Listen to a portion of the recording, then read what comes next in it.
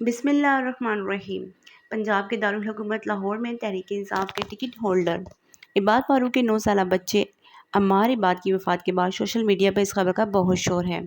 एक तरफ तहरीक इंसाफ के हामी इस खबर को रियासती जबर की अलामत के तौर पर पेश कर रहे हैं, जबकि दूसरी तरफ PTI मुखालफिन इसको महज एक प्रोपेगेंडा करार दे रहे हैं। अम्मार इबाद को पीर के रोज़ लाहौर में इनके आबाई इलाके गंज बख्श टाउन में सुपुर्द खाक किया गया। इनके जनाजे पे इनके वालिद इबाद फारूक को, जो कि पुलिस की तहवील में थे, पैरोल पर रिहा करके जनाजे में इजाज़त की शिरकत दी गई। पाकिस्तान तहरीक इंसाफ की तरफ से ऑफिशियल बयान जारी किया गया है और कहा गया है कि मियाँ इबाद फारूक के नाबालिग बच्ची की मौत एक बेरहमाना कत्ल है और उन्होंने चीफ जस्टिस ऑफ पाकिस्तान से आज़ादाना तहकीकात का मुतालबा भी किया गया है।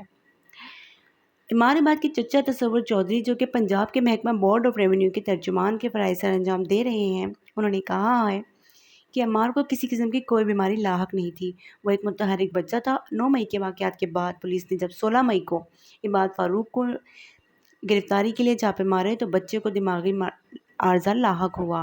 वो उससे पहले बिल्कुल ठीक था। दूसरी तरफ पुलिस इस तरह के इल्ज़ामात और घर में बार बार छापों की तरदीद कर रही है। IG पंजाब पुलिस के तर्जुमान सैयद मुबश्शिर हसन का कहना है, पुलिस पर बेबुनियाद इल्ज़ाम लगाए जा रहे हैं। बच्चा पहले ही किसी मौजी मर्ज़ में मुब्तला था।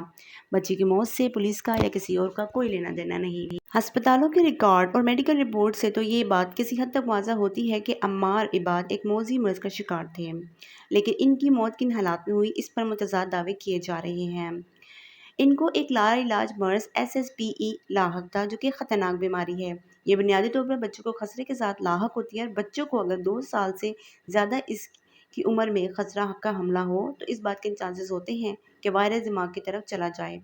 खसरे के आम इलाज से मरीज़ ठीक हो जाता है, लेकिन अगर इसे SSPE हो गया हो तो इस बात का सुराग लगाना मुश्किल हो जाता है, क्योंकि इसका कोई तरीका नहीं। ये कुछ सालों बाद 8-9 साल की उम्र में अपनी अलामतें इस वक्त ज़ाहिर करता है जब बीमारी पूरी तरह दिमाग को अपनी लपेट में ले लेती है।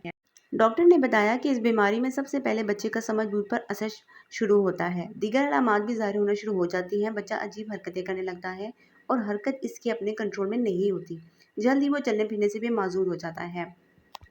डॉक्टर के मुताबिक अगर बीमारी की शिद्दत ज़्यादा हो तो मिर्गी के दौरे भी शुरू हो जाते हैं और साथ साथ दीगर बीमारियां भी हमला आवर हो जाती हैं। अम्मार इबाद की कहानी में कुछ पहलुओं से पर्दा उठना अभी बाकी है कि इनकी बीमारी की तशख़ीस कब हुई, क्योंकि जो रिपोर्ट इस वक्त दस्तयाब हैं, चाहे वो इनके खून की रिपोर्ट्स हों जिसमें इनके अंदर वायरस की तस्दीक हुई, या चिल्ड्रन हॉस्पिटल और इत्तेफाक हॉस्पिटल में दाखिले की तारीखें, वो सब 9 मई के महीने के बाद की हैं।